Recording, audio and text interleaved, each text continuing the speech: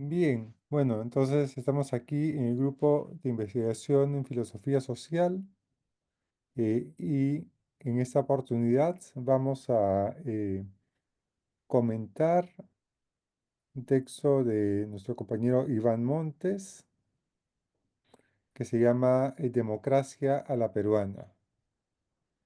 ¿En qué año apareció publicado el texto?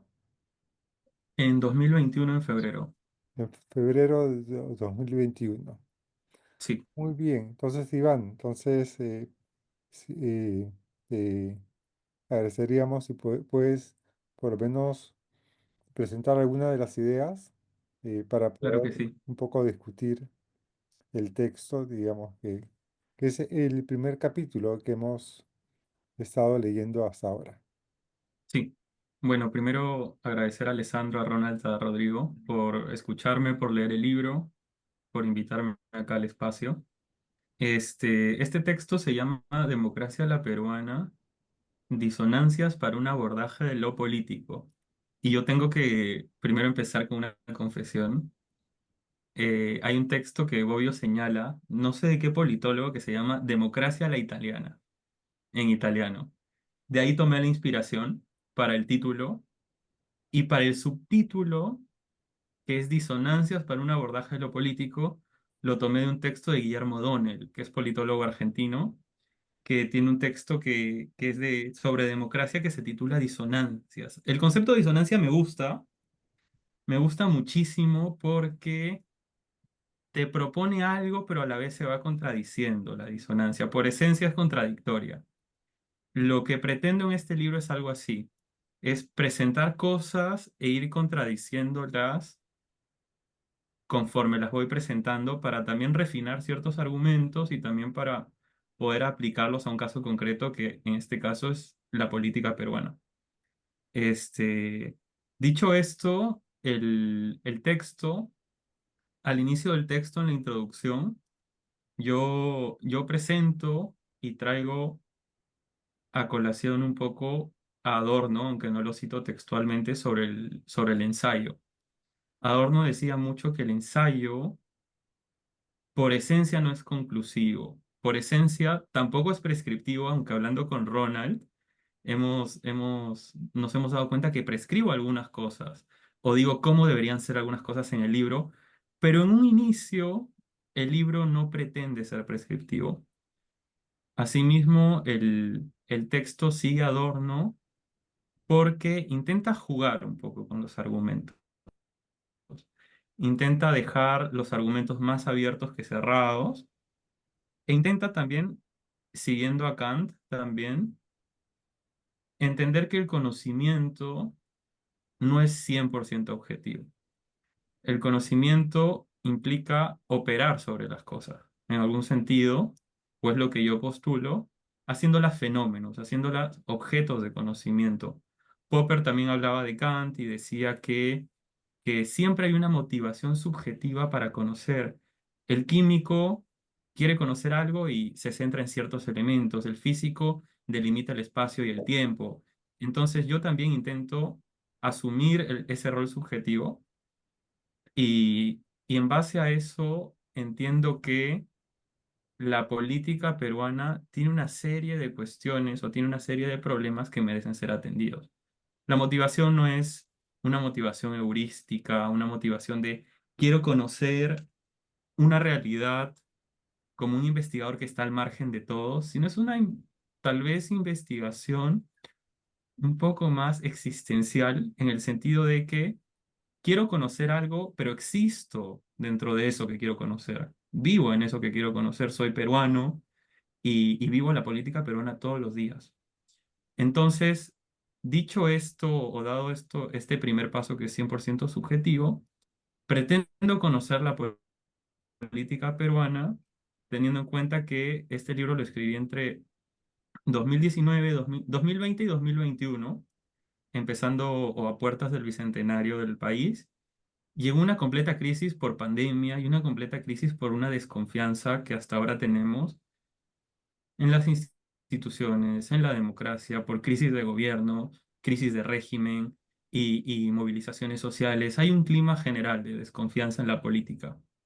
Entonces, intento hacer este análisis y yo como politólogo, que soy politólogo de carrera, entiendo que en el Perú la ciencia política tiene un pequeño pecado, no es un pecado, es un pequeño vicio, que tal vez lo tenemos en ciencias sociales en Perú muy, muy marcado, que es el vicio institucionalista en muchos autores. Muchos autores, o en muchos marcos teóricos, parece que solo importan las instituciones para entender cómo funciona la sociedad y la política. Este, yo considero que son importantes, pero considero además de que es un tema que ya se estudió muchísimo, considero que tiene que ser complementado con su correlato. ¿Cuál es el correlato de las instituciones y de, y de este tipo de estructuralismo, si se quiere decir? Es la acción social. Es la acción social, entonces yo retomo mucho la teoría de la estructuración de Giddens, que había leído un año antes y que me encantaba, incluso cuando salía a eventos sociales, hablaba en clave giddensiana con mis amigos y decía así, que las consecuencias no buscadas de la acción porque a alguien se le cayó un trago, cosas así.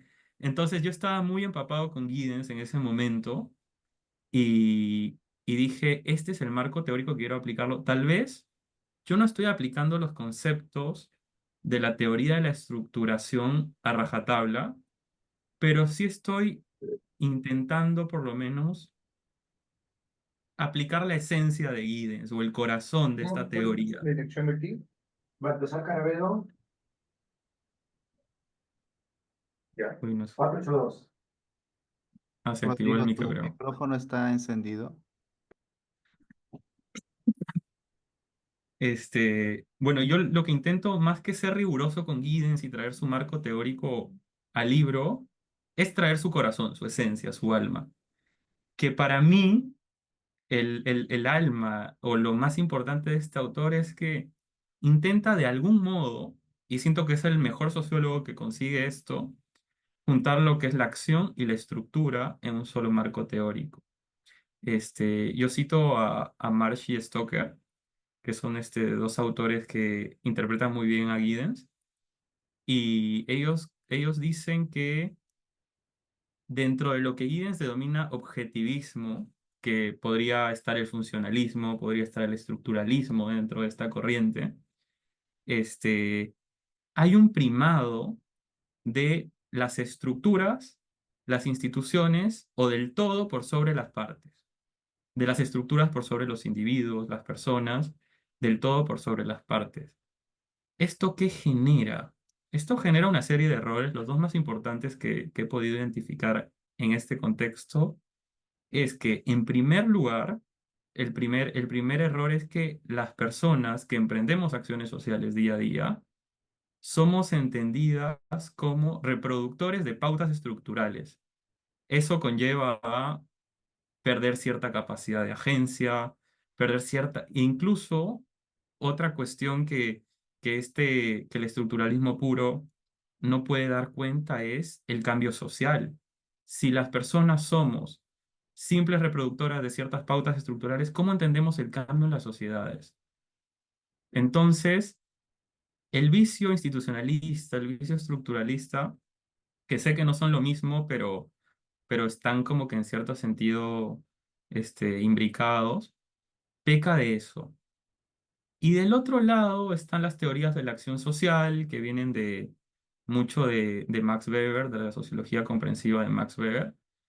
Estas teorías de la acción social a veces pecan de lo contrario, de ver a las personas o de entender a las personas de una manera muy voluntarista, muy teleológica, como por encima o con una capacidad de emprender acciones y de conseguir ciertos resultados que no tiene en cuenta que también las personas estamos inmersos en instituciones y en estructuras sociales. Entonces, lo que intento en el libro es, siempre que estoy hablando de algo, y la premisa es, siempre que estoy hablando de, democracia, hablar de instituciones democráticas y hablar de la agencia en una democracia o las acciones que se tienen que emprender o cómo tiene que actuar un ciudadano en una democracia. Siempre que hablo de Estado, obvio, quiero entender el Estado como una institución o como una suma de aparatos también, pero también quiero entender el otro lado, el correlato de la acción social. Esa es la clave con la que intento analizar todos los capítulos, más que aplicar un marco teórico en concreto. Entonces, el libro consta de cuatro capítulos, cuatro pequeños capítulos. El primero es, y es en el que me voy a detener ahora, es un capítulo más histórico. ¿Más histórico en qué sentido? En el sentido de que, también teniendo en cuenta esta motivación que movía mi libro en un inicio, estábamos en un contexto de bicentenario, que estaba todo el clima a puertas del bicentenario, y es imposible hablar de política en una época de bicentenario sin hablar de historia. Entonces, lo que intenté en el primer capítulo, que voy a acá pasar un poco, el primer capítulo sobre historia se llama La historia reciente cepillada a contrapelo, usando un poquito la metáfora de Benjamin. E intento en este capítulo primero discutir teóricamente, que es algo que normalmente en ciencias sociales no se hace. Sí, o por lo menos en muchos libros que yo he leído sobre ciencias sociales, ciencia política en Perú, ¿qué es lo que se hace? Primero te digo el hecho empírico, o lo que te presentan primero es un hecho empírico en concreto, y después parece que acomodaron el marco teórico o la discusión teórica al hecho empírico que ya analizaron previamente, como si la teoría estuviera al servicio de los hechos que se quieren analizar, que yo creo que es válido, pero yo lo que intenté en este capítulo es hacer lo contrario. Primero, una discusión puramente teórica, que no es 100% rigurosa porque sigue siendo un ensayo, y un ensayo a veces es una colección de retazos y de citas, este, un poco lúdicamente armadas, pero lo que pretendo es hacer el ejercicio con el ejercicio opuesto, que es primero discutir teóricamente y después ver cómo eso va llevando a la práctica, si es que puede llevarse a la práctica o si se puede analizar un hecho práctico. Entonces, para hablar de historia, yo sentí ineludible, hablar de Kant. Kant hablaba de una serie de formas de abordar la historia, sobre todo cuando él se preguntaba si la historia estaba o iba hacia un progreso hacia mejor. Kant hablaba de una visión terrorista de la historia, que podríamos decir que es una visión pesimista de que la historia va hacia lo malo. Habla de una visión abderetista, que es una situación en la que se entiende la historia a través del estancamiento, como que de una laguna en la que tal vez no hay ni progreso, pero tampoco hay retroceso. Entonces es una visión bastante estática de la historia, que Kant la descarta prácticamente a priori.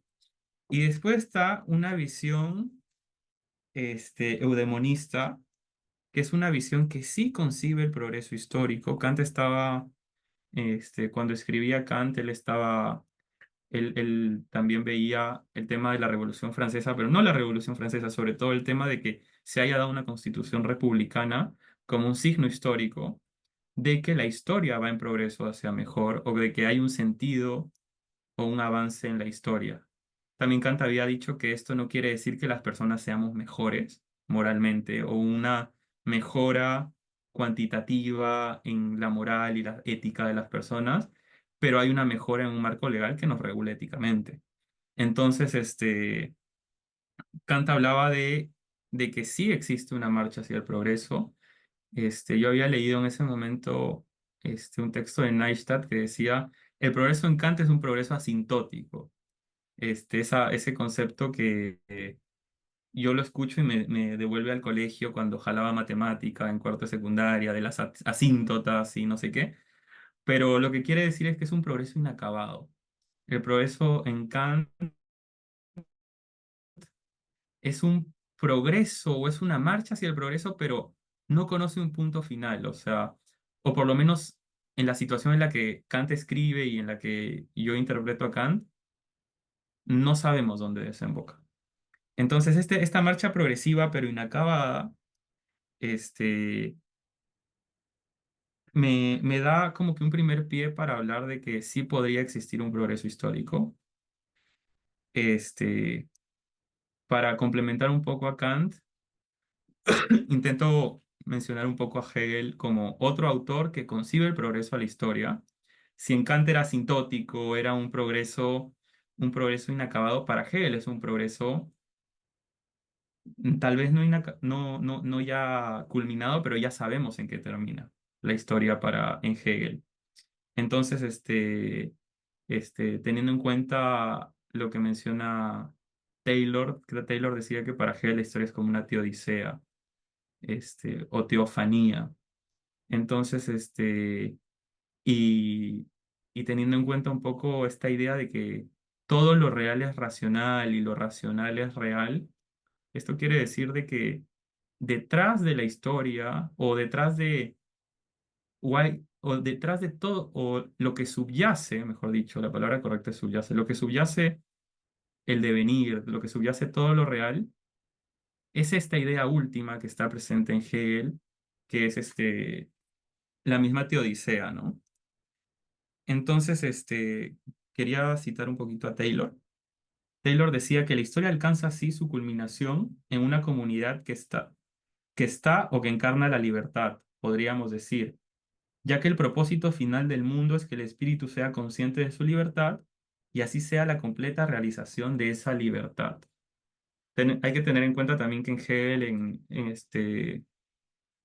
en, en la teoría del derecho, él mencionaba también como punto final, no de la historia, pero como un punto final más social o más político, la idea del Estado. Este, Voy a leer la cita de Hegel del Estado. Él decía que el Estado como lo ético, como compenetración de lo sustancial y lo particular, implica que mi obligación ante lo sustancial es a la vez la existencia de mi libertad particular. Es decir, que el deber y derecho están unidos en una y misma relación. Este concepto de la unión del deber y el derecho es una de las determinaciones más importantes y encierra la fuerza interna de los estados. Esto, obvio, ha dado lugar a un montón de cuestiones como teorías sobre el reconocimiento y las esferas de reconocimiento que después Honneth menciona que una es el derecho a través del Estado, pero también hay otro tipo de esferas. Pero lo importante y con lo que me quiero quedar es con esta idea de que existe el progreso histórico, tanto en Kant como en Hegel. Tal vez traigo a Fukuyama, porque Fukuyama en algún momento decía esta famosa frase del fin de la historia.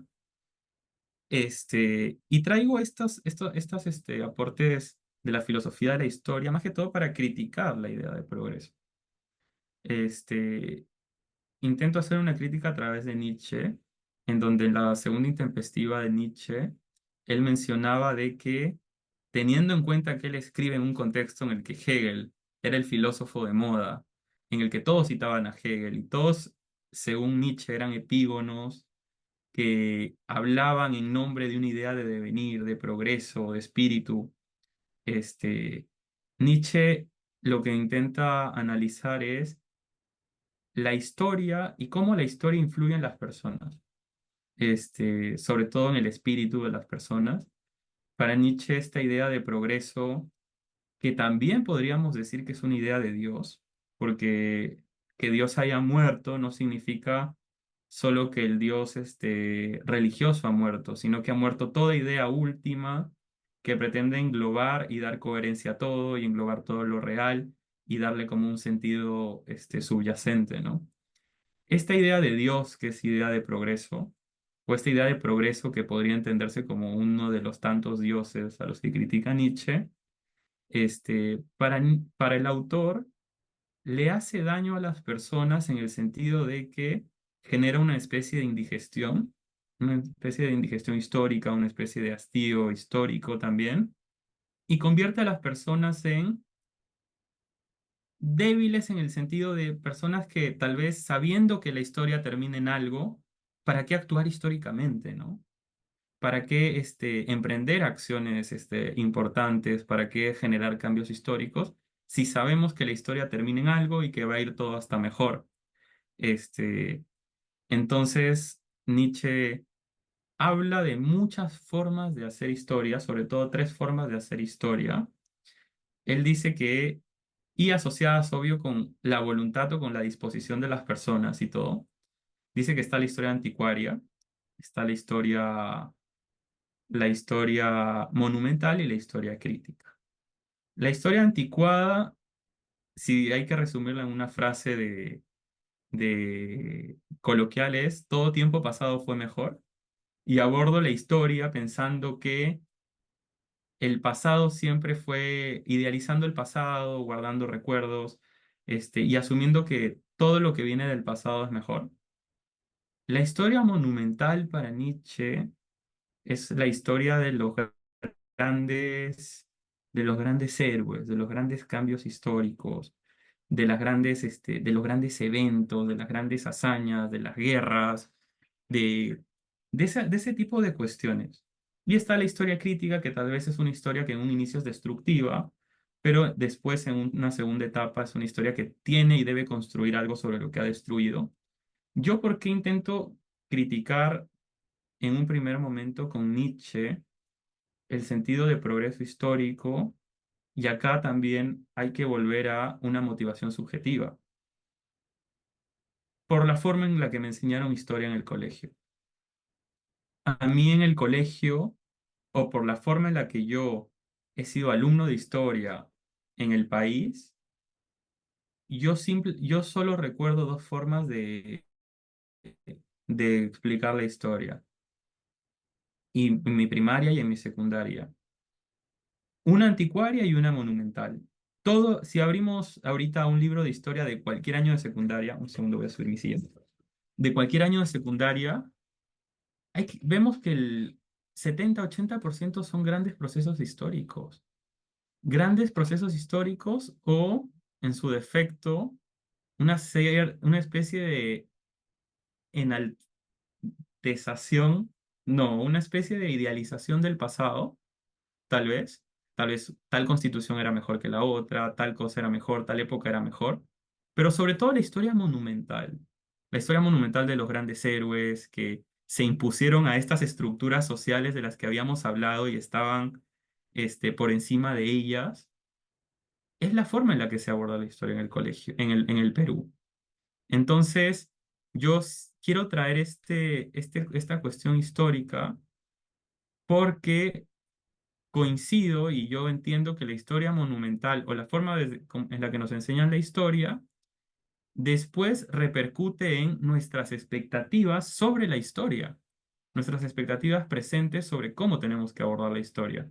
Tal vez de una manera, es un proceso tal vez de transferencia, si se quiere usar el término lacaniano, de transferencia medio inconsciente de, de ciertos deseos y ciertas cuestiones, pero la forma en la que nos entiendo que se enseña historia muchas veces es una forma que después genera expectativas presentes sobre la historia basadas en grandes personalidades, grandes héroes, grandes personas que van a venir a salvarnos y que están por encima de todo.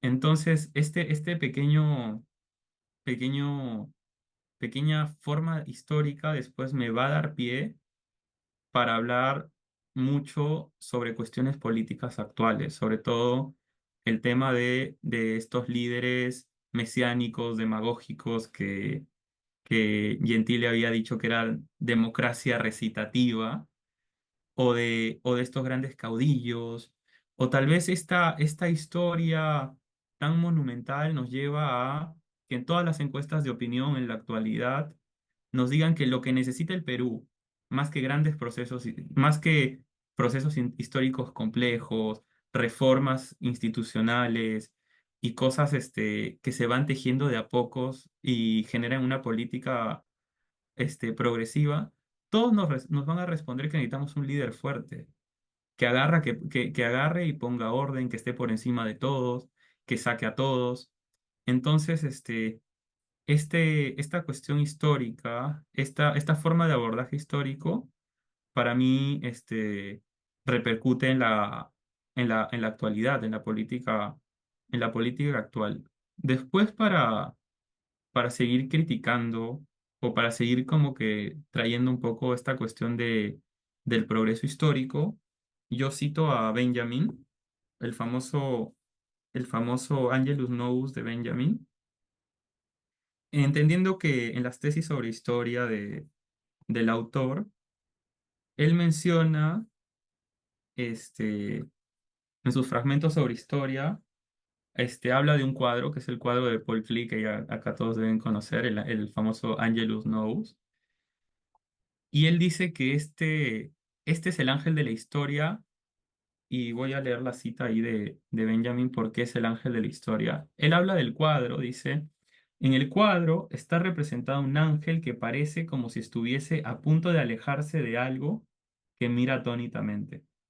Sus ojos están desmesuradamente abiertos, abierta su boca, las alas tendidas. El ángel de la historia ha de tener ese aspecto. Tiene el rostro vuelto hacia el pasado. Entonces,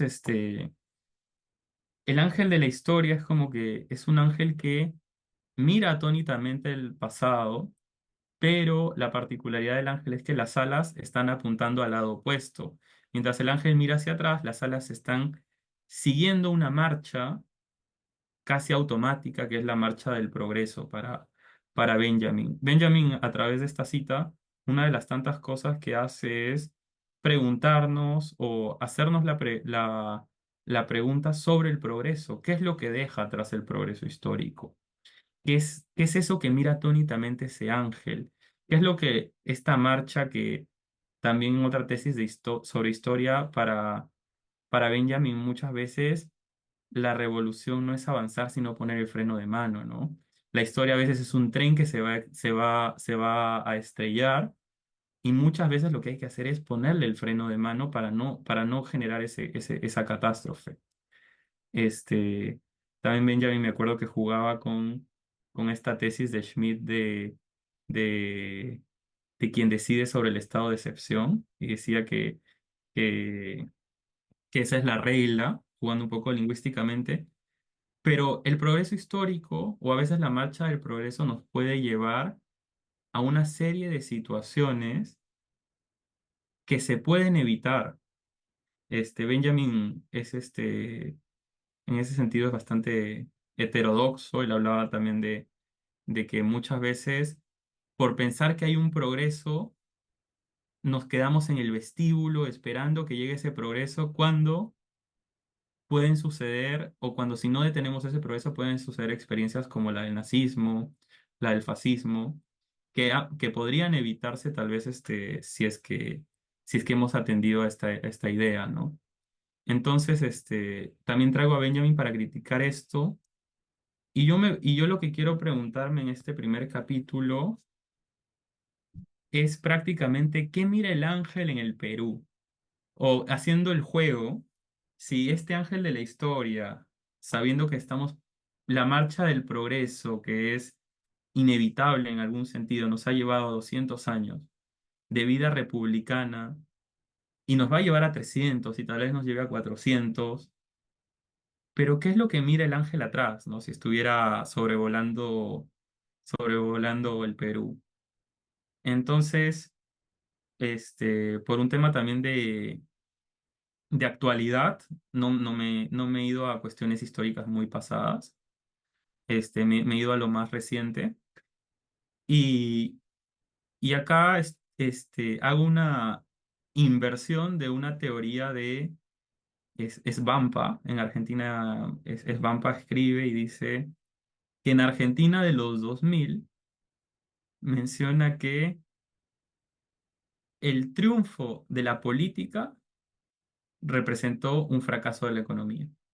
O se podría decir que el fracaso económico, el triunfo de lo político en Argentina significó un fracaso económico, teniendo en cuenta cuando Alfonsín vuelve a la democracia en el 83, teniendo en cuenta todo, toda la institucionalidad política que se tejió, pero que representó este, una crisis económica con la hiperinflación, en primer lugar de Alfonsín con el Plan Austral y después con Menem y todo lo que fue la convertibilidad.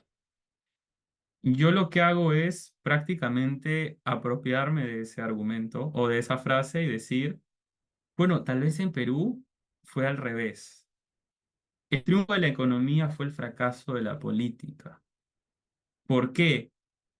Porque cuando el país tuvo una política realmente o más o menos estable, partidos políticos más o menos institucionalizados, un discurso político más o menos alineado ideológicamente, tuvo su peor crisis económica. Y cuando el Perú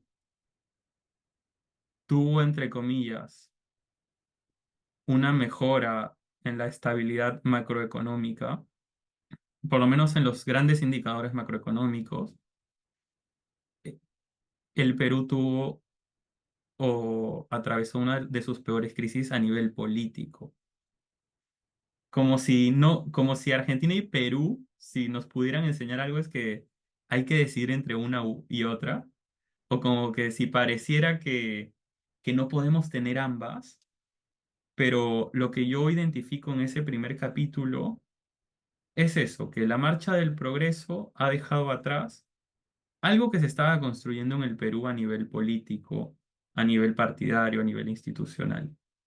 Entonces, juntando estas cuestiones o esta crítica a la idea de progreso a través de la historia monumental y a través de Benjamin, lo que me da como resultado es un pequeño análisis, porque no dura mucho, no abarca muchas páginas, un pequeño análisis sobre la actualidad peruana en contraste con cómo era políticamente antes, sobre todo en la cuestión de este artículo de Dietz y Mayer sobre el deshielo del sistema de partidos en Perú. Este, muchas veces se habla mucho de partidos, pero no se habla mucho del sistema de partidos.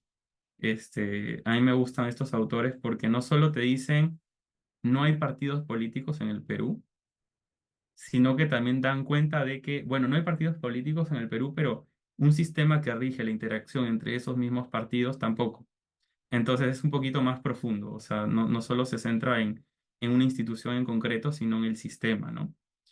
Entonces, en este primer capítulo intento hacer esta reconstrucción y juntar ambas críticas a la idea de progreso con la irrupción de líderes, de ciertos personalismos políticos, líderes outsiders, partidos anti-establishment que se han dado en el país, teniendo en cuenta que el primer outsider político fue Ricardo Belmont en la alcaldía de Lima y después, un añito después, fue Fujimori, pero eso ya fue tejiendo una nueva forma de hacer política que se mantiene hasta ahora.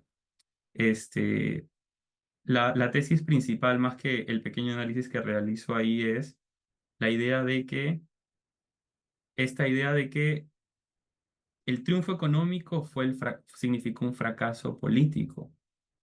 Y esto nos lleva o me lleva a preguntarme, bueno, si cuando políticamente o estando políticamente tan mal tuvimos una relativa estabilidad económica, macroeconómica, ¿cómo convencemos a las personas? ¿Cómo nos convencemos nosotros y cómo convencemos a otra persona de que mejorando políticamente vamos a estar bien económicamente?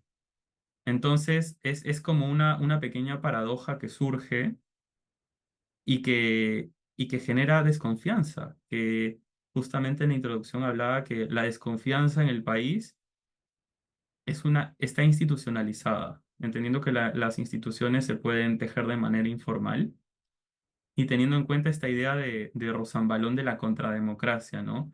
Que es que muchas veces sucede cuando la desconfianza llega a institucionalizarse. Por ahora quiero hacer un pequeño corte sobre este primer capítulo y la introducción. No sé si desean que continúe o que me detengan en alguna cuestión.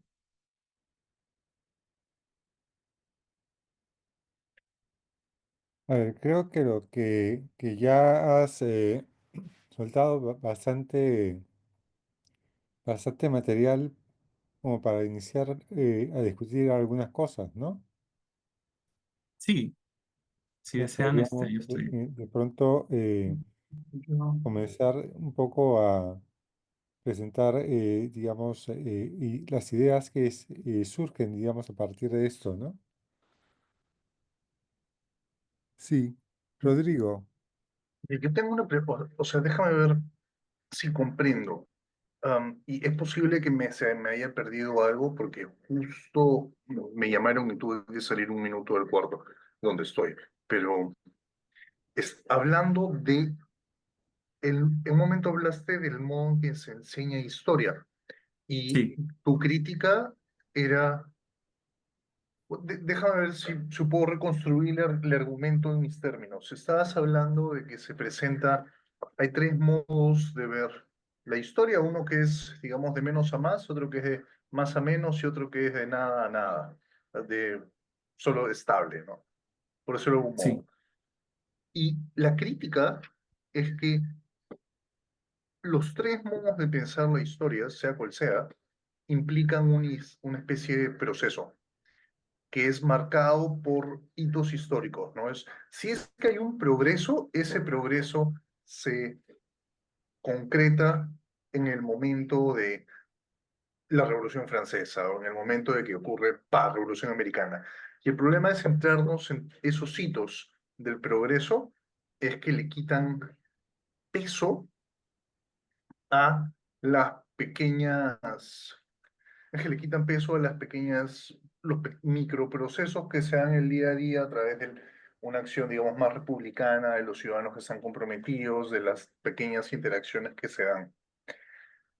¿He comprendido correctamente?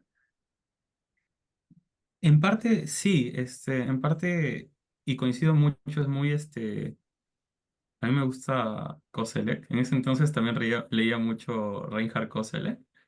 Y esta idea de que muchas veces parece también que nos enseñan historia. Sí está bien el argumento, es tal cual lo menciono. Esta idea de que la historia se da con hitos, ¿no? Con grandes cambios. Acá la historia cambió.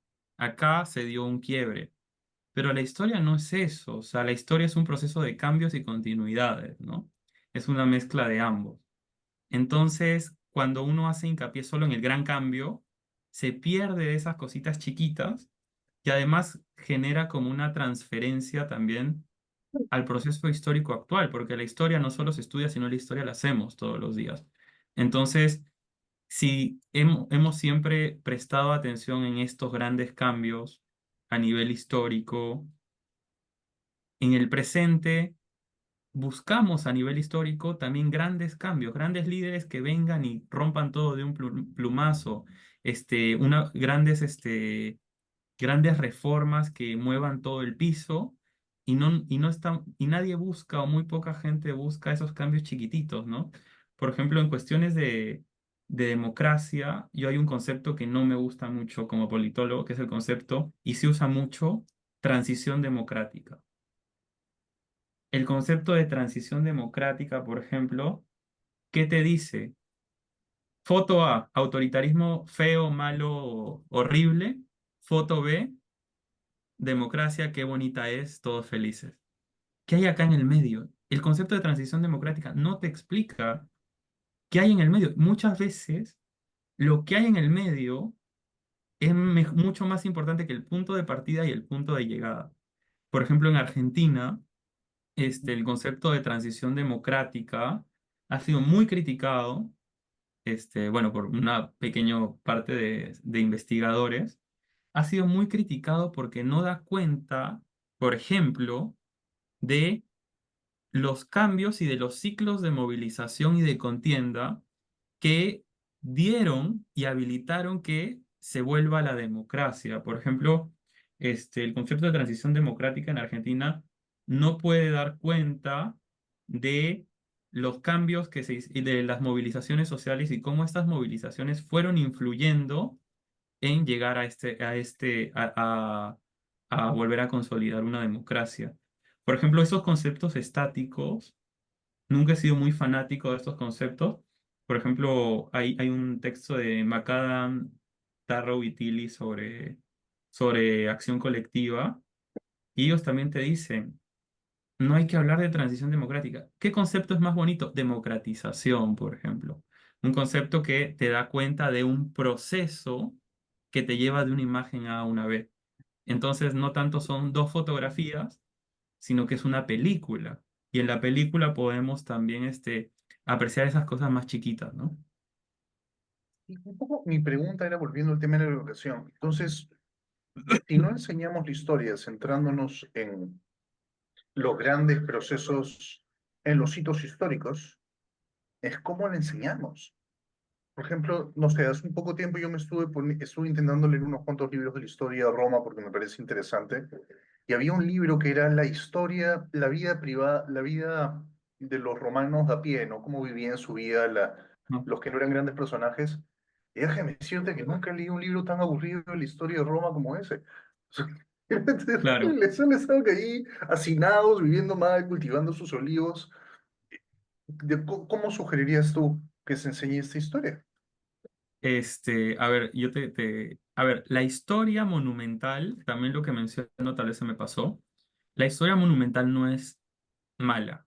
O sea, está bien hablar de San Martín que pudo contra todos sin tener en cuenta todo lo que había dentro, ¿no?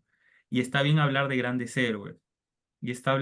¿Por qué? Porque esta idea monumental, y citando mucho a Vergara, porque Vergara habla de que a diferencia de Europa, donde habían naciones sin Estado, en Latinoamérica, con las revoluciones de independencia, lo que se da es que primero se construyen los estados y después esos estados crean ciertas ideas de nación o reproducen o van creando esta idea, ¿no?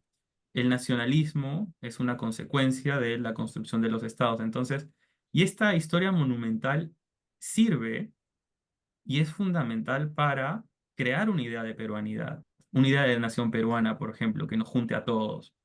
Este, Ahora, yo más que decir que la historia tiene que ser así bien aburrida, yo lo que quiero decir es que sea monumental, pero que no solo sea monumental.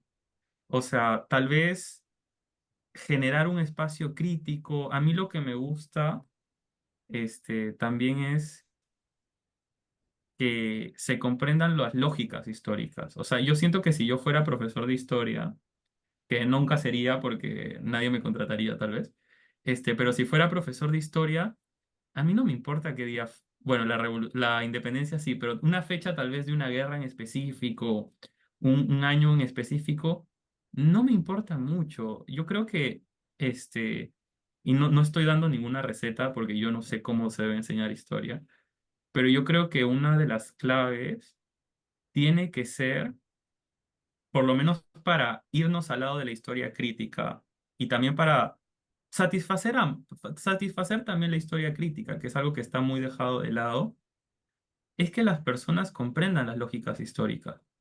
O sea, hay lógicas históricas y conceptos históricos y cuestiones históricas que se pueden enseñar y yo creo que en base a eso los alumnos también pueden y tienen la capacidad de hacer sus pequeñas interpretaciones sobre historia. O sea, no digo que se vayan a inventar una conspiración o que tal vez vayan a hacer una superinterpretación que dé un giro a toda la historia del Perú y nos dé cuenta de que todos estuvimos engañados. No, pero tal vez como que darles ciertas herramientas para decirles, mira, esta es la historia. Esto es lo que tenemos en la historia, pero hay formas de estudiar la historia y darles esas herramientas para que después cuando lleguen a su casa o en algún momento de sus vidas tengan como que a disposición estas herramientas para hacer un poco de historia crítica. O sea, yo siento que, por lo menos en el colegio, la ciencia más exacta no es la matemática, ni la química, ni la física, es la historia. Y a mí lo que me ha pasado con la historia es que hasta en matemática te da la opción de decir, no, yo intuí y llegué a que X es 4. A mí me ha pasado que cuando he respondido algo asociado a la historia, tiene que ser muy específico, tiene que ser muy al pie de la letra la historia. Y a veces también está bueno como que dar esas herramientas críticas.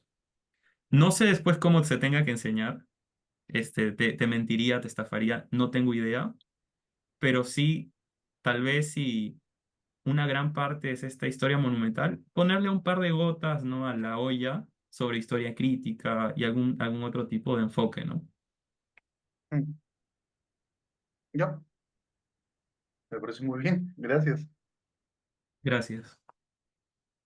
Y Ronald, Sí, bueno, para empezar quisiera felicitarte porque ya te lo había dicho bueno, antes de ingresar a la reunión. em, a mí me parece que el texto está bien documentado. em, Hay algunas cosas que sí como que me hacen un poco de ruido, pero son menores, ¿no? Por ejemplo, un comentario así al paso es que aquí, por ejemplo, cuando hablas de Hegel, tienes bueno, presentas una versión, una lectura. Yo no sé si esa es particularmente la que tiene Taylor, pero al menos así, digamos, se deja percibir un poco conservadora de eh, la filosofía de la historia de Hegel. Para ser sinceros, no es por defender a Hegel, pero hay intérpretes que piensan más bien en la filosofía de la historia de Hegel como la exigencia de un principio de racionalidad en la historia, y entonces también se le puede leer en clave más bien crítica, ¿no? Ajá. Entonces, eso solamente para mencionar, pero me parece que no afectan el fondo del capítulo. Y entonces yo tengo dos comentarios. El primero es un poco sobre esta parte metodológica en la introducción, que me parece que, bueno, yo solamente lo voy a soltar porque me parece que habría que seguir dándole vueltas al asunto, ¿no? Además, es un asunto que creo que naturalmente a nosotros como grupo hemos venido como conversando de eso en varias reuniones, que tiene que ver con, em, claro, en tu texto tú presentas que hay un problema entre las em, miradas institucionalistas y las miradas más bien centradas en la acción social. Yo te comentaba que, por ejemplo, la opción de Habermas es pensar en ciertas ciencias como ciencias crítico-reconstructivas, en donde hay que, ¿no? Digamos, en lo que está pensando Habermas es en hacer, digamos, ciencia social en el sentido de investigación empírica, pero a la vez tener esta parte como normativa, ¿no? Y hacer teoría de la justicia. Y entonces, en lo que estaba pensando ahora que escuchaba tu presentación, era que en el fondo el problema tiene que ver con cómo uno encaja el problema de la agencia en la teoría social, ¿no? Y me parece que los enfoques que en el libro se llaman como objetivistas o se presentan como objetivistas, tienen el problema de que, claro, si uno entra en ese debate, forzosamente tienes que hacer algo así como teoría, ¿no? Normativa, y tomarte en serio el problema de la agencia, ¿no? Cómo es que la gente mira su propio proceso, qué cosa la impulsa a actuar de determinada manera, ¿no? Y las disrupciones que aparecen. Entonces, solamente eso como apunte, me parece que hay un tema ahí que, digamos, hay que como, digamos, seguir trabajando en el tema porque me parece que el asunto gira en torno también a ese punto. Y ya sobre el fondo del capítulo, me parece muy sugerente que presentes un poco esta idea del progreso, em, porque sí, digamos, la parte final en tu comentario, sí me hubiera gustado, de pronto lo puedes desarrollar luego, ¿no? En otro texto, pero sí me parece que esa es una idea muy, muy potente, ¿no? Esta idea de cómo es que, em, digamos, frente a una institucionalidad política, hay una crisis económica, ¿no? Y cómo es que este proceso, digamos, nos tiene en esta situación hasta ahora, ¿no? Pero la idea del progreso que tú presentas te sirve como para justificar este asunto, ¿no? Una cierta concepción de la historia nos impide ver la crisis o nos inmuniza frente a la sensación de catástrofe. Eso me parece muy interesante. Digamos, ¿por qué? Porque lo que es mientras hablabas, en lo que estaba pensando es en que, por ejemplo, nosotros ahora en el debate público seguimos preguntándonos cada 2, 3 días por qué es que la gente no se moviliza. Y en el fondo parece que no es tan extraño si uno piensa en esta sugerencia, ¿no? Porque como se han escindido estas dos cosas, como la política corre por un lado y la economía corre por otra, entonces en el fondo todavía seguimos pensando que hay como ¿no? Un progreso económico. Digamos, estamos en la ruta, ¿no? Más o menos, claro, no estamos perfectos, pero la economía sigue andando, sigue creciendo a un porcentaje mínimo, pero sigue creciendo. Y entonces, mientras eso no se interrumpa, y por eso es que hay que pedirle a los candidatos que confirmen, por ejemplo, si Velarde se va a quedar en el BCR, etcétera. Claro. ¿No? Entonces, como eso está más o menos, es como navegamos en la corriente del crecimiento económico, entonces todo lo demás puede arder. Y entonces tiene mucho sentido esto de que, claro, de que el progreso en verdad tiene un efecto narcotizante, pues no, ¿no? Y nos impide ver la catástrofe. Entonces, claro, es una crisis que no se experimenta como crisis, en el fondo. Eso me parece muy interesante. Sí, me voy a quedar ahí porque tengo un par de cosas más, pero no quiero monopolizar el asunto. Bien. Bueno, a ver, voy a decir algunas cosas. Bueno, muy interesante el texto y interesante también tu presentación, digamos. Eh, yo tengo una cosa, una primera cosa que me parece que vale la pena poner como a discusión, ¿no? Es, claro, este paralelo entre Perú y Argentina. eh, que da cuenta de justamente de esto que Ronald también estaba señalando, ¿no? Ese divorcio entre la política y la economía, ¿no? Cuando, ¿no? El cual, o cuando progresa la política, la economía, digamos, entra en crisis, o cuando progresa la economía, la política entra en crisis. Entonces, en el caso peruano, tú lo viste en la contraposición entre los años 80 y los años 90, ¿no? Ese cómo se llama, porque es el momento en el que se introduce en el Perú las reformas neoliberales y la lógica de esas reformas es paralizar el proceso político para lograr la estabilidad de la sociedad a fin de incrementar la productividad económica. Entonces, eh, uno podría decir también, digamos, que no es casual ese divorcio entre ¿cómo se llama? El crecimiento político o el desarrollo político y el desarrollo económico, ¿no? Ese es un primer comentario que quiero profundizar un poco más, ¿no? Porque en cierto modo el progreso político tiene que ver también con aquello que Mariátegui llamaba la presencia de la imaginación. Es decir, la política tiene un aspecto, es el aspecto de la creación de formas nuevas de relación.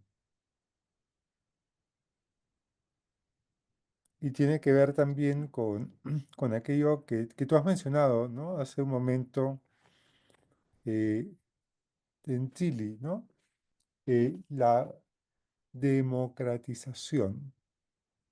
La democratización es estrictamente un proceso, es, digamos, una forma particular de hablar de las relaciones políticas, ¿no?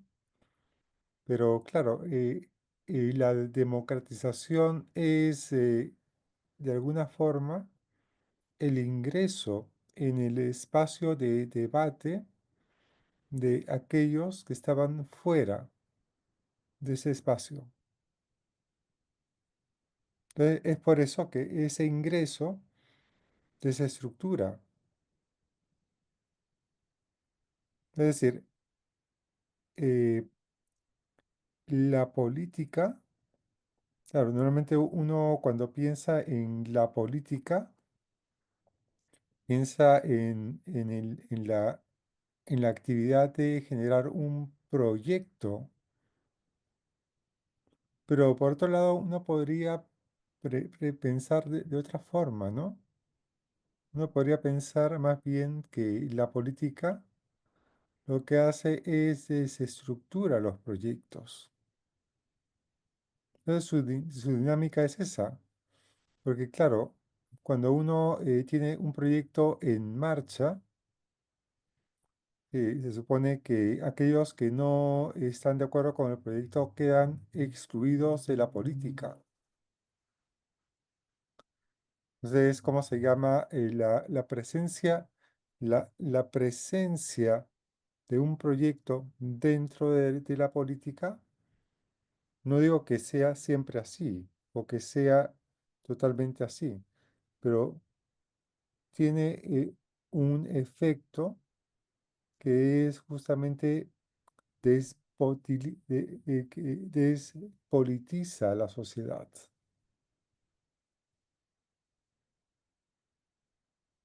Despolitiza la sociedad. Entonces, pensando un poco, por ejemplo, en los años 80, ¿no? Porque en los 90 quedó claro que lo que se impuso fue un proyecto, y fue un proyecto político. El proyecto político consistía en despolitizar la sociedad.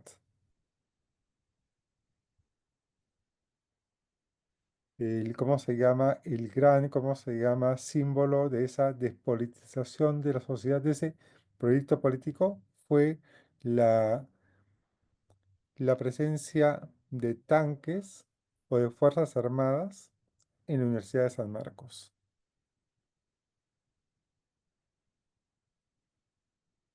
En cambio, en los 80, en cierto modo parece ser, para decirlo de alguna forma, digamos, la época, nuestra época dorada de la política, para decirlo de alguna manera, digamos, fue el momento de la experimentación radical, con sendero luminoso y con coches bombas, ¿no? Claro, un lector de Arendt dirá, bueno, eso no es política, digamos, pero en el fondo, digamos, es la presencia de lo político puede ser desestructuradora. ¿cómo se llama? La presencia de un proyecto político puede, ¿cómo se llama? Puede ser despolitizadora. La relación, la actividad de democratización lo que hace es, ¿cómo se llama? Es desestructura un proyecto. Porque claro, aquellos que están dentro del, ¿cómo se llama? Del centro de poder político son los que conducen el proyecto, son la élite que lleva adelante el proyecto. Y cuando se produce el ingreso de, ¿cómo se llama? De aquellos que estaban fuera de lo político, fuera de las tomas de decisiones, en el centro de la toma de decisiones, es donde se desestructura el proyecto. Eh,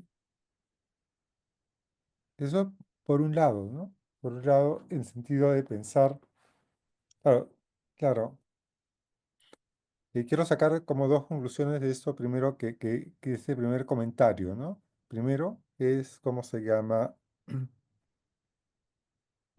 que lo político no necesariamente es estructurante.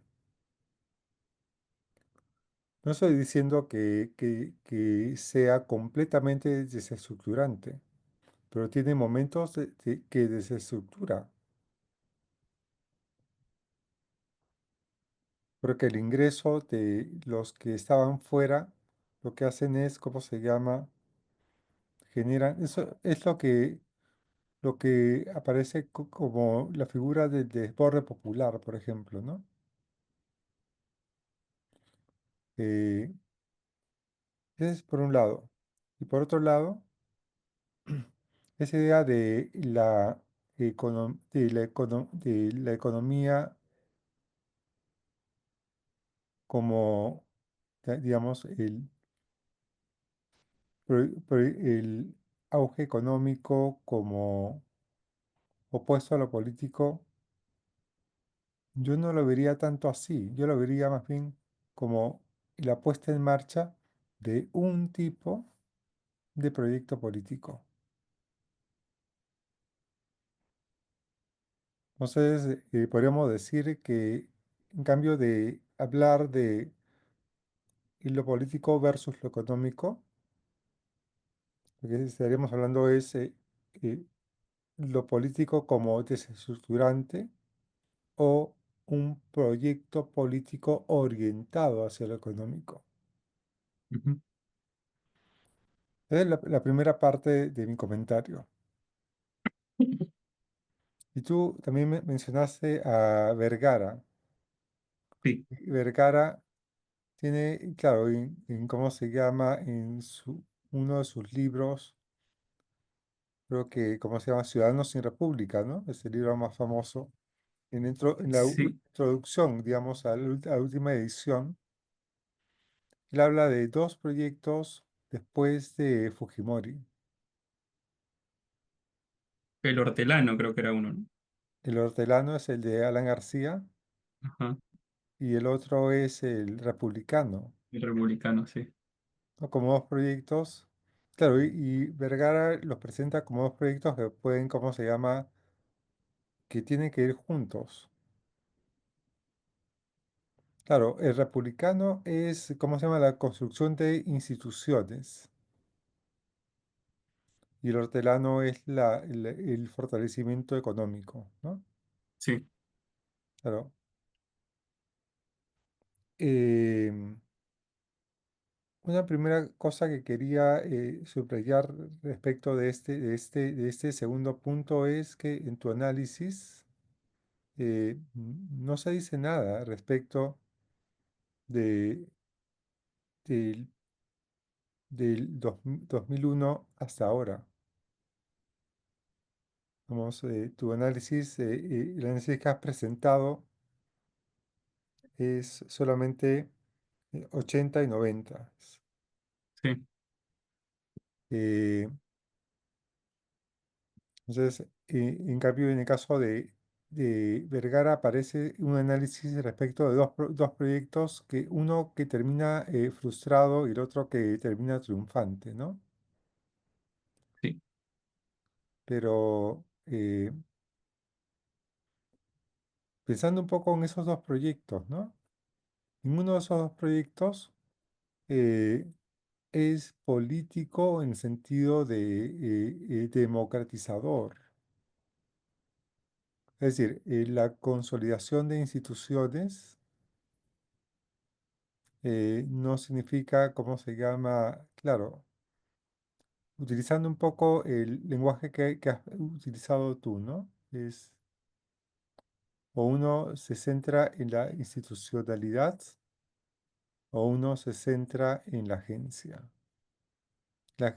de la sociedad, la agencia social. Entonces, uno podría preguntarse, claro, el proyecto republicano en el Perú, digamos, el proyecto que Vergara llama republicano, el de Paniagua, eh, es llevado a cabo por un grupo. Es el proyecto de un grupo que no necesariamente está apoyado por la agencia social de las personas en su vida cotidiana. Es un proyecto que a mí, ¿cómo se llama? Con el que yo estaría de acuerdo, digamos. Pero lo que pasa es que ese proyecto no, ¿cómo se llama? Eh, no le dice nada al, al ciudadano, a la persona de a pie. Quiero hacer un paréntesis, ¿ya? Sobre el tema del ciudadano. A mí no me gusta hablar del ciudadano, porque hablar del ciudadano me da la impresión que uno deja fuera a las comunidades originarias y deja fuera a los migrantes. ¿Los migrantes no son también agentes políticos? a los menores de edad también los dejan un poquito afuera. Claro, a los menores de edad, un poco más a las mujeres, o un poquito más y comenzamos a dejar afuera a las mujeres y ya tenemos la polis de Atenas, es decir, la Sí, política de Aristóteles. ya en, ¿Cómo se sí, llama? tal cual. Pero cierra ese paréntesis, ¿ya? Sí, cierra ese paréntesis. Eh, llegó un momento en el 2016 en que el proyecto hortelanista, que es el proyecto, que es la consecución del proyecto neoliberal, ¿no? Entró en crisis. Entró en crisis porque ingresó de nuevo un proceso de, de desestructuración. Es decir, lo que ahora llamamos descomposición política, ¿no? Descomposición de los partidos políticos, digamos, la rabieta de Keiko Fujimori porque, ¿cómo se llama? Porque Kuczynski le ganó la presidencia, las vacancias presidenciales, etcétera. Todo aquello que nos ha llevado hasta donde estamos ahora, donde tienes, ¿cómo se llama? Donde tienes eh, eh, una ausencia de representación política eh, eh, que no se había visto desde los años, desde el regreso a la democracia de los 80. En cierto modo, durante el gobierno de Fujimori, había gente que estaba de acuerdo con él. Es decir, había parte de la población que que lo apoyaba, digamos, la intención de voto o la intención, digamos, de aprobación, había gente que lo aprobaba, digamos, pero ahora no hay aprobación. Es decir, eso significa que las personas no se sienten representados políticamente por aquellos que se encuentran ocupando el espacio de las instituciones. Porque ha habido, ¿cómo se llama? Porque lo que se ha desestructurado es la misma institucionalidad. Pero claro, la idea, digamos, tu entrada es, ¿cómo se llama? Es importante las dos cosas, ¿no? La institución y la acción social. Y ahora lo que hay, ¿cómo se llama? Es desestructuración de la institución y, ¿cómo se llama? Y, y poca acción social, ¿no? Y claro, uno podría decir que esa poca acción social tiene que ver con la falta, con el agotamiento, ¿no? Con la expresión, digamos, de los jóvenes que dicen, no quiero salir a marchar porque si no, ¿cómo se llama? Me matan, ¿no? Eh, y también con, ¿cómo se llama? Con esa presencia de las acciones sociales esporádicas que también están ocurriendo ahora, ¿no? De pronto hay movilización por acá, por allá, pero ya no hay masivas, ¿no? ¿Cómo se llaman? Esporádicas. Bien, eso es el segundo punto, ¿no? El segundo punto es cómo lees tú el proceso peruano, claro, posterior, ¿no? Yo Que está en otros capítulos, me imagino, ¿no? Sí, ¿puedo responder Sí, las dos primero? Yo Ah, no, quería, ya, dale, solo, Ronald, dale. solo, Estoy solo una anotando. cosa muy cortita porque me interesa mucho lo que Sandro acaba de decir, pero me he perdido en una parte y perdona Alan que yo sí sabía que habías levantado la mano. Mi pregunta para Sandro sería un poco para reformular esta tesis tuya. Tú estás diciendo que no hay que pensar en el problema como en una oposición entre política y economía, sino que se trata de dos maneras de mirar lo político. Y claro, mientras estamos pensando en un sistema político que es el de los 80, que es el que entra en crisis, digamos, ¿no? Em, el otro es un proyecto político dirigido como hacia lo económico. Eso es lo que te estaba entendiendo. ujú. Ahora, yo quería añadir a eso, solamente si te he entendido bien esta hipótesis, ¿no? Que digamos, mientras más gente se conecta al circuito económico producto del proyecto, la institucionalidad tal como la conocemos colapsa, empieza a colapsar porque hay procesos como políticos desestructurantes. Eso es un poco lo que he entendido de tu análisis. ¿Es así? No, no, más bien a lo que me refiero es que, ¿cómo se llama? Que ese proyecto político de los 90 llegó a su fin. Comenzó a quebrarse en el 2016. Y ahora lo único que queda es, ¿cómo se llama? Julio Velarde. Entonces, ¿cómo se llama?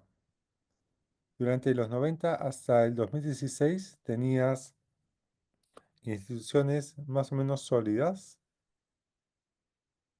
y, ¿cómo se llama? Un proyecto político claro. Perdón que interrumpa, Alessandro. Yo ya me Sí. tengo que ir retirando. Ya, Muchas gracias. Me gustó mucho tu texto, Iván. Felicitaciones.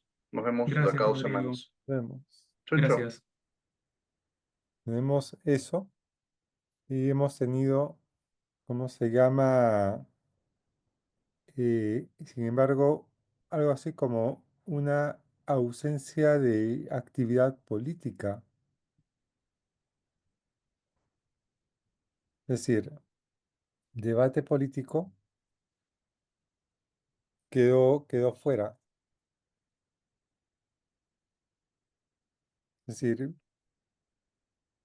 digamos, democratización. No hubo democratización, digamos, de tal forma que, ¿cómo se llama? Que, por ejemplo, el sur andino, durante esos años de bonanza, se sintió siempre excluido en la toma de decisiones.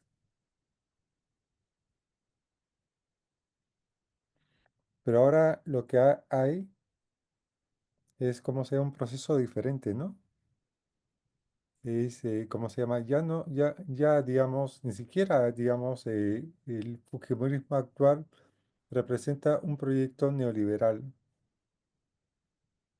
Ya es otra cosa. Digamos, Alberto Fujimori tenía un proyecto y Keiko Fujimori no tiene ningún proyecto. No tiene un proyecto. Entonces, ahora vivimos, digamos, un momento de crisis muy particular donde ninguno de los actores políticos dentro del establishment político, Keiko Fujimori, ¿cómo se llama? Eh, Acuña, etcétera, tiene un proyecto, ninguno de ellos tiene un proyecto político, tienen, ¿cómo se llama? Proyectos judiciales, para decirlo de alguna forma, ¿no? Pero no proyecto político. Y por otro lado, eh, lo que sucedió después del 2020, digamos, 2021, digamos, 22, con los muertos, ha terminado por desactivar toda la movilización, ¿no? Procesos de democratización. Las personas han quedado en la pasividad, ¿no? Pero tampoco hay proyecto. Antes, el 2000, en los 90 había un proyecto político que para poder realizarse tenía que despolitizar la sociedad. Ahora la sociedad se ha despolitizado y por otro lado no hay ningún proyecto político. Es decir, por un lado las instituciones no funcionan y tampoco la agencia funciona. Eso es lo que quería decir, ¿no? Creo que Alan también tenía una pregunta, ya para anotar todas y... Sí, Alan, Sí, ¿se me escucha bien? sí, Sí, Y disculpa algo más más bien que te hayamos cortado tanto tiempo. no, no hay problema. Igual está bien que se explique todas las ideas para que podamos conversar bien. Este, bueno, ya hay algunas de las cosas que quería mencionar, ya las han mencionado, y en todo caso quería puntualizar en esta idea que mencionaste casi al final, sobre la historia como una ciencia exacta. Me pareció bien sugerente. Me gustaría que quizás la puedas explicar un poco más porque creo que de alguna forma es polémico, ¿no? Polémico incluso desde algunos autores para considerarla como una ciencia, hay algunos autores que incluso pondrían en cuestión que la historia sea una ciencia como tal. ujú, Y en todo caso, ¿cómo lidias, por ejemplo, en tiempos de posverdad, cómo lidias con la falta de evidencia, con las omisiones, con la subjetividad del historiador, con el revisionismo histórico, con la idea, por ejemplo, incluso de que la historia la escriben los vencedores, a veces suena mucho eso, ¿no? ¿Cómo lidiarías esas ideas con lo que postulaste, ¿no? Solo ujú. eso. Perfecto, muchas gracias. A ver, vamos a ir desde el comienzo, ya que tengo una hojita. Bueno, agradecer los comentarios. Realmente yo este libro lo escribí bastante chico, lo escribí en 2020, con 23 años, 22, 23 años. Y, y es un proyecto que tengo en mente más que en la práctica, como que mejorarlo, profundizarlo, hacerlo más riguroso, hacerlo no tanto ensayo, sino que cada cosita que digo, extenderla y hacerla bastante más, más rigurosa. Entonces, todo esto me sirve muchísimo.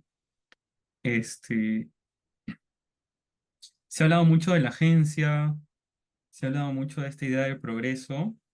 Me quiero detener en, en una serie de cuestiones. Primero, el comentario de Ronald sobre la agencia, sí hay que profundizar unas cositas en eso, o por lo menos mencionar un poco mejor cómo opera. Creo que de todas maneras en el capítulo de democracia donde hablo de la cuestión de la agencia, como que se van aclarando algunas cosas. Parece que en un inicio está como que muy, muy borrosa la idea. Este, la idea de progreso también siento que es clave en el sentido de que es potente. Tiene como este, un peso bastante fuerte. Además era como que un contexto de bicentenario. Y entonces dije, mientras todos hablamos de Machu Picchu, el ceviche, la causa y el pisco, y que cumplimos 200 años y hay que celebrar, yo tal vez quería hacer un poquito aguafiestas en ese contexto.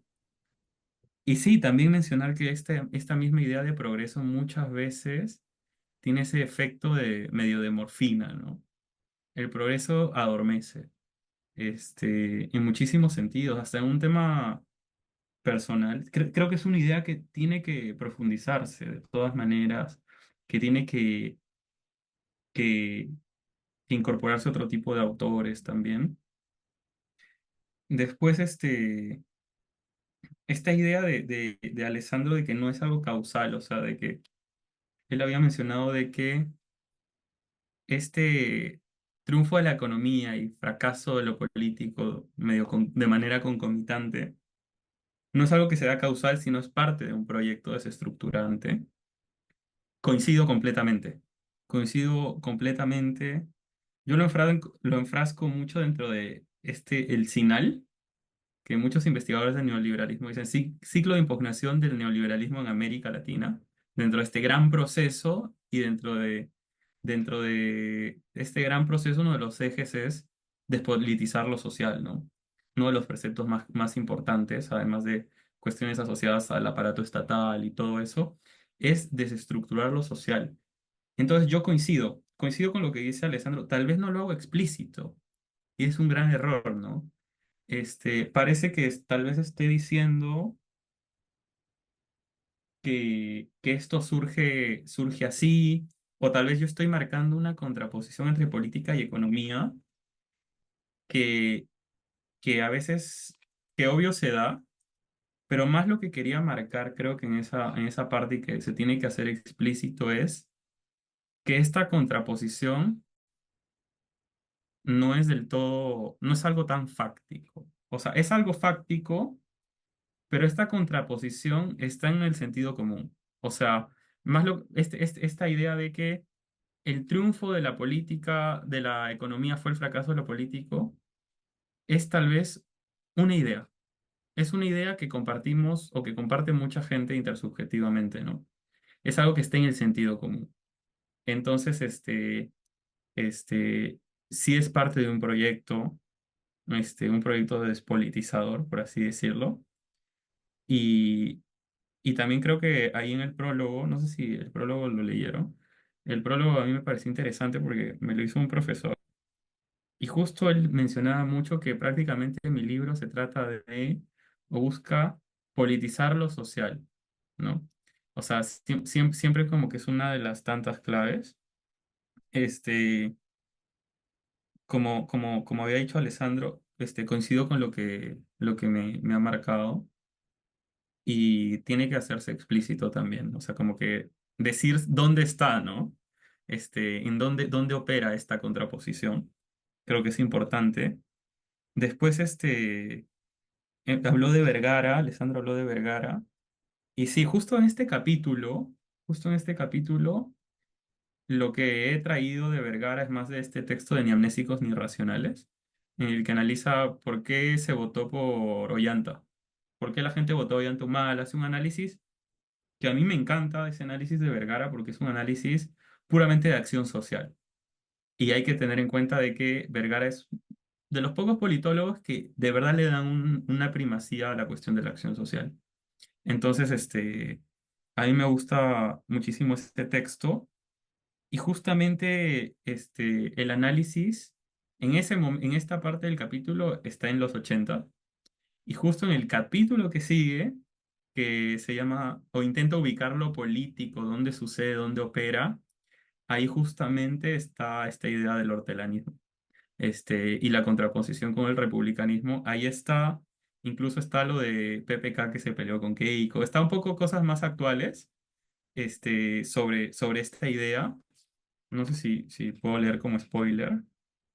Este, Dice, en este sentido, y retomando también cosas de progreso, dice, tanto la oferta como la demanda política se han puesto de rodillas frente al monstruo del progreso económico, al gobierno de la racionalidad formal. Está hablando un poco de racionalidad instrumental ahí. Por racionalidad, la define un poco y dice, la racionalidad formal es un baúl vacío de contenido que solo busca cuáles son los mejores medios para la consecución de un determinado fin. El Perú actual es el gobierno de los medios, pero ¿para qué fin? Y de ahí traigo a Vergara y hablo de una cita de Vergara que dice, el país ha sido manejado esencialmente desde un aislamiento hortelano y tecnocrático. La política quedó a las afueras de esa isla autodescrita como de eficiencia.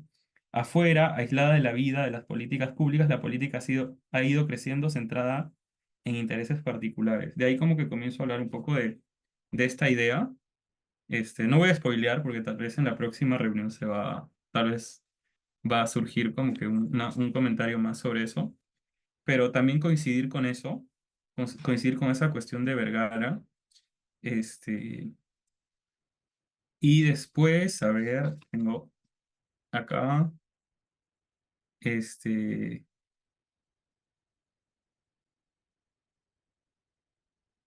y ya para ir con el último comentario, este, de Alan, este, justo, yo no mencioné que la historia debe ser una ciencia exacta.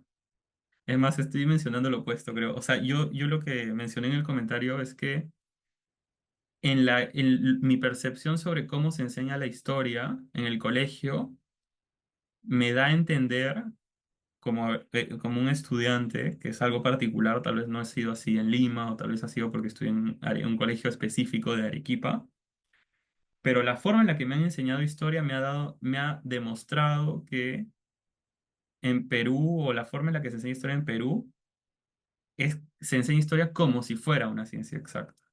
O sea, y justamente yo creo que hacer historia crítica también es como, implica romper también con ciertas ideas de la historia, como, no hay problema, no hay problema. Igual estoy con un audio también bastante malo. Hacer historia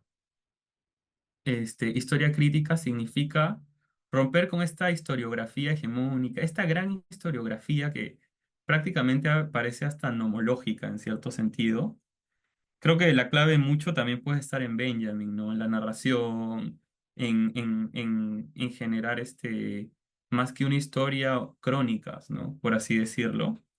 Y, y más que todo eso, sobre la cuestión histórica, creo que también la clave podría estar ahí, ¿no? En el concepto de narración, que tal vez es un concepto más específico, más particular, menos riguroso, pero es un concepto que al final da cuenta de lo que olvida el gran proceso histórico, por un lado, y también es un proceso justo, ¿no? Es un proceso justo porque me acuerdo que Benjamin al final del narrador decía que el narrador es la figura donde el justo se encuentra consigo mismo, se reconcilia consigo mismo, algo así. Este, y el narrador en Benjamin no solo es alguien que cuenta una historia olvidada, sino también que contando esta historia olvidada opera como un sujeto de justicia, ¿no? un sujeto de justicia muchas veces. Esto no quiere decir que hay que quitarle los grandes procesos a la historia, la gran rigurosidad a la historia, los factos, las cosas que realmente suceden, pero sí creo que hay que contrapesarlo un poquito. Ujú. Bien, bueno, ya son las 9:10. Perdón ahí por la extensión. No, no te preocupes. Lo que pasa es que también hemos comenzado un poco tarde, eh, pero yo sugiero que pronto, en la próxima sesión, claro, leamos el segundo capítulo, pero también podamos seguir discutiendo este primero, que está muy interesante. Digamos, que de hecho, ¿cómo se Sí, llama? quedado picado por varias cosas. Parece, ¿cómo Sí, se llama? Es un texto muy, muy sugerente y ¿cómo se llama? Y te felicito, digamos, es un trabajo bastante bueno. Eh, Porque hay varias cosas todavía para comentar ahí, ¿no? Por ejemplo, qué sé yo, digamos, esta idea de presentar la historia como una ciencia exacta, ¿responde o no a un proyecto político? yo creo que podría ser. Es una pregunta, ¿no? Que uno podría Ujú. hacerse, ¿no? ¿Por qué digamos, las cosas no suceden simplemente al azar? Bueno, hay cosas que sí, digamos, pero ¿cómo se llama? En ese tipo de cosas, currículas escolares, etcétera, no funcionan así, digamos, ¿no? Sí, Que eso de repente podríamos también discutirlo en la próxima sesión, Sí, la próxima es, reunión. es a mí es, interesante. Ronald, me olvidé de decir algo sobre lo que habías dicho. Sobre Hegel. Justamente, bueno, ahí en ese momento recién había leído Hegel como que tres, cuatro textos y después ya cuando he podido leer un poco más me di cuenta que presenté la idea más mainstream de Hegel y tal vez sí, más simple de Hegel. Y por eso mismo este libro, o sea, yo le tengo un cariño enorme, ¿eh?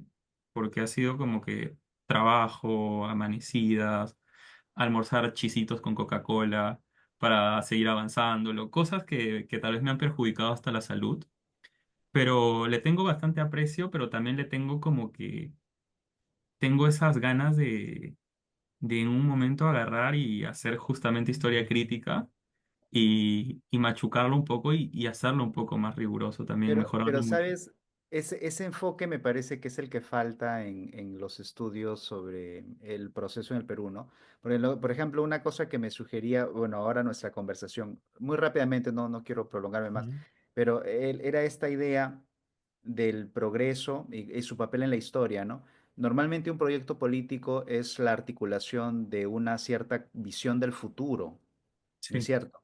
Y, por ejemplo, recordaba un texto de Nelson Manrique en el que él dice que el Estado oligárquico en el Perú, que funciona durante la mayor parte del siglo XIX hasta Velasco, no tiene aparato ideológico porque no lo necesita. Es la presencia efectiva del ejército, que es un componente estructurante ¿no? de la nación en general, ¿no? Entonces, no hay proyecto ideológico, no hay aparataje ideológico hasta Velasco. ujú, Y con Velasco ya hay como una, ¿no? Una cierta formación de una cierta narrativa. Pero entonces, ese es un punto, por ejemplo, que en clave de filosofía de la historia, no estamos mirando ese tema.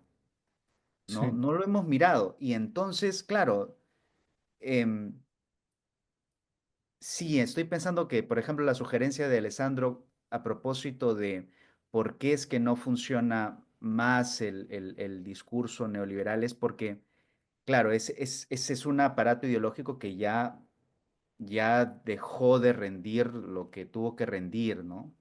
Y no tenemos más. Pero entonces esta situación, así como que no sabemos a dónde vamos, en realidad no es tan extraña para nosotros en el fondo, ujú, ¿no? sí, Porque casi la mayor parte de nuestra vida política no hemos desarrollado una, ¿no? Esto. Entonces, bueno, me surgen varias otras cosas, pero aprovecharemos la siguiente reunión pues para conversar más. Igual, he estado muy bien, Iván, muy, muy sugerente, muy interesante. Les agradezco Felicidades. muchísimo. Tenía mucho miedo de salir llorando de acá. No, está muy bien, está muy bien. Es un buen texto. Más bien, mi Es- sugerencia es, ¿cómo se llama? Lo que podría hacer es una segunda edición, ¿cómo se llama? O reescribirlo, digamos, con todo lo que ahora, con todo lo que has ganado, digamos, en estos años, ¿no?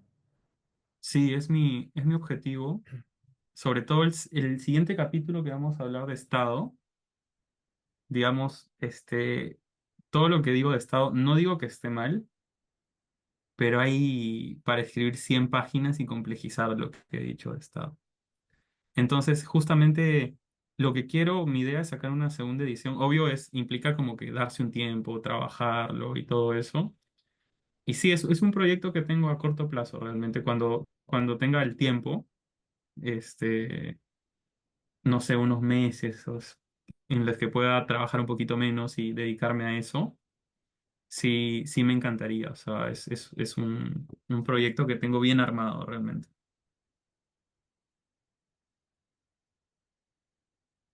Bien, bueno, vamos a quedarnos acá, ¿les parece?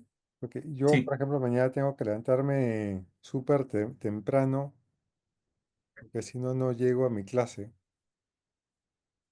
sí. Eh, Voy a detener la grabación.